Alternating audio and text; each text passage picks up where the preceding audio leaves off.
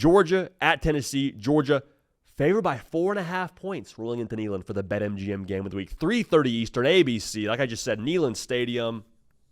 This is a fun one, man. This is a fun one. It started at 4.5. Last I checked, it's down to 3.5 favoring the dogs. But if I'm Tennessee, regardless of what that line looks like if I'm Josh Heupel, I'm telling these guys how winnable this game is. Like Georgia, it's still Georgia. It's still Kirby Smart. But doesn't it feel like, at least right now, this is maybe as gettable as Georgia has felt in some time? Like Austin Peay stopping them on the goal line going into halftime. Old Georgia that I know, that never happened to them. That was never something that you were woke to when it came to Georgia football in the line of scrimmage and them getting stopped by a G5 opponent on the line of scrimmage. If I'm Josh Heupel, I'm saying, y'all, go take this game. It's winnable. Go take it. We've worked to this point as a program. We've worked to this point this offseason. Go take this game. We're at home. Go make it happen. Storm the field and Neyland will be a good vibe. Now, if I'm Georgia, if I'm Kirby Smart, as much as Josh Heupel is trying to fire his guys up, I think you need the Kirby Smart pregame speech special. You know, the kind that kind of gets leaked and we find out about it a few weeks later and you hear it and you're ready to run through a brick wall at your office job. That's the kind of temperature I need from Georgia football because the time for messing around is over. I love Marshall. I love We Are Marshall. Matthew McConaughey, one of my favorite movies. Austin Peay, phenomenal logo. Like the Govs gear is sick. But listen, you're playing Tennessee now. This is a team that if you do not bring it, you can get beat. And Georgia hasn't had a game like that yet this season. So with your new quarterback, Gunnar Stockton, with the youth they have on this roster, I think it's up to Georgia, up to Kirby Smart, to lay down the gauntlet, lay down the mission in front of this team. Do they do that? We'll see what happens here. Non-negotiables for me in this game. If I'm Tennessee, get you an offense who can do both, right? You know that song? The Mannequin Challenge was happening for a while. Get you somebody that can do both. If I'm Tennessee, got to be able to both throw it and run it in this spot because what Tennessee wants to do is run the football. We talked about it a lot. Create the light box, do the wide splits, get the numbers you like up front, and then freaking pound the rock. It's what Josh Heupel wants to do. However, off of that, you want to push the ball downfield. That's a big reason why 2022 was an absolute party because you could run the football and then Jalen Hyatt down the seam, Hendon Hooker, deliver it, touchdown. Like that was how you got down in 2022, and it was a thing of beauty. But if you want to beat Georgia, you cannot be one-dimensional.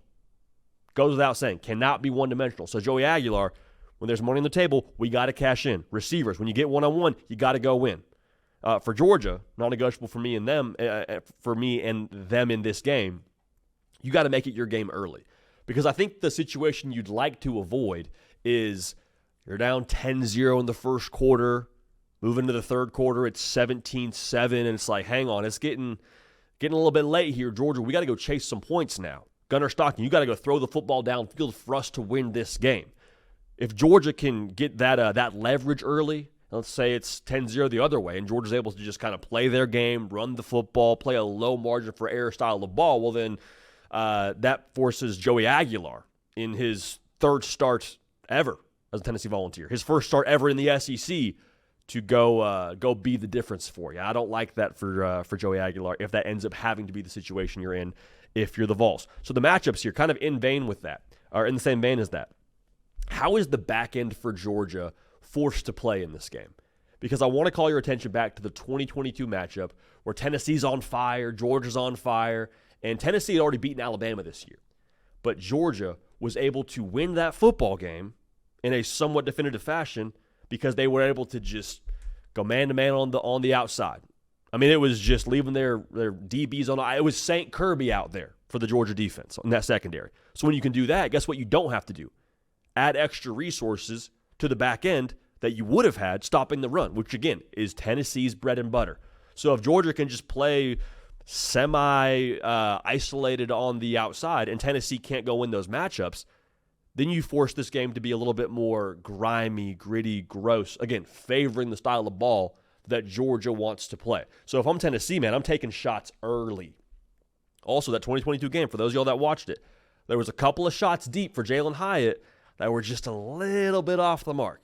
Just a step or two in front of him, or it was just a little bit off the mark. If Tennessee connects on those passes, I think the game flow there changes tremendously. Same deal in this game. If Joey Aguilar can cash in or someone can go win early in this game, and force Georgia into chase mode. Maybe more importantly, can force Georgia to change the resources in the box, and you got to put more on the back end. Then the menu's open for Joey Aguilar. Then you're probably living in a more comfortable game flow where you can throw it and run it. Then you're scoring points. And then maybe most importantly here, going back to the point we already made, the game goes on Gunnar Stockton to win it for you. The game goes on Stockton in his first ever SEC start in Neyland Stadium with a place that will be rocking to go win the game for you. Not saying he can't do it. Far be it for me to say he can't do it, but that's a world I want to live in if I'm Tennessee. Other matchup I'm watching here closely, the Tennessee D-line versus the Georgia O-line. It's an SEC game. It's a grown man's game. But more specifically now, that matchup on the early downs to me could tell the story in this game. Because to be real now, this has always sort of been the gap between the halves in the SEC and where Tennessee has been. But this is not 2021 Tennessee, not 2022 Tennessee, where you're trying to like out-scheme the trenches and you're trying to find a way to like almost even the playing field because you don't have the big human beings that a Georgia has. Tennessee's got some big human beings now. Talked to some folks before the season. Tennessee thinks they're like 12 to 14 deep on the D-line. Y'all, that's big boy football. Like that is the price of admission to win at the highest level in the SEC. Now for Georgia, they're not inexperienced on the offensive line. I would just say like they're newer on the offensive line.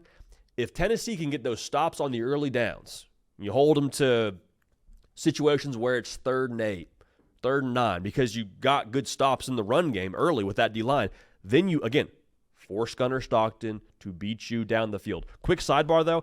I don't know that Mike Bobo has shown everything he's got in the bag just yet.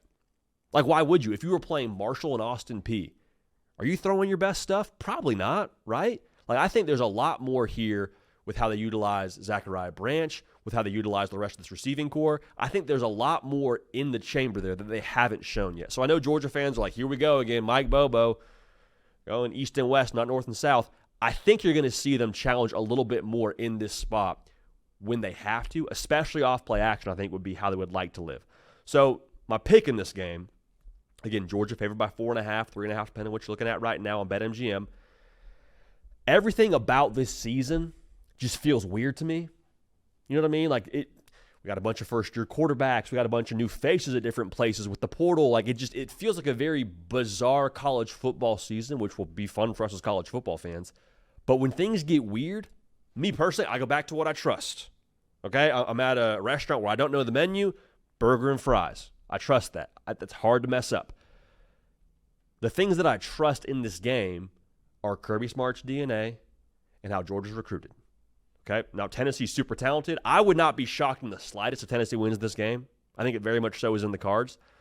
But in a spot now where the responsibility is on Kirby Smart to get his dudes ready to play, to get dialed up, to kind of throw down the gauntlet, to put the mission in front of them and say, hey, here's what we have to do. Go do it. I don't know there's too many better in the sport at getting their team to then go accomplish the mission in front of them when it's crystal clear. So I think Georgia wins this game. I think this is a classic. I think this is like, hey, did you walk in on Monday morning and say, you see Georgia-Tennessee? What a game. Yeah, Georgia won, but Tennessee, they might be one of those teams we got to take a closer look at this season. Also, too, to keep it a buck, if you are Tennessee, like before the year, you have confidence in your Vols. But I talked to people talking about Tennessee being an 8-4 football team. Like we had them at 9-3 on this show, and people thought we were like way too high on the Vols. I think they'll be closer to the 9 wins than they are what maybe some other folks think. I think the final score here is 27-24. Georgia wins a close one. I think Joey Aguilar looks good enough to make you feel excited about the rest of your season. I just think the talent of Georgia, I think the DNA of Georgia and Kirby Smart, too much in this spot, will take Georgia to win. If that line keeps dropping, then, buyer beware, but I'll take Tennessee to cover here. I'm going to thread the needle and say Tennessee covers, Georgia wins, but we win as college football fans because it'll be an awesome, awesome game.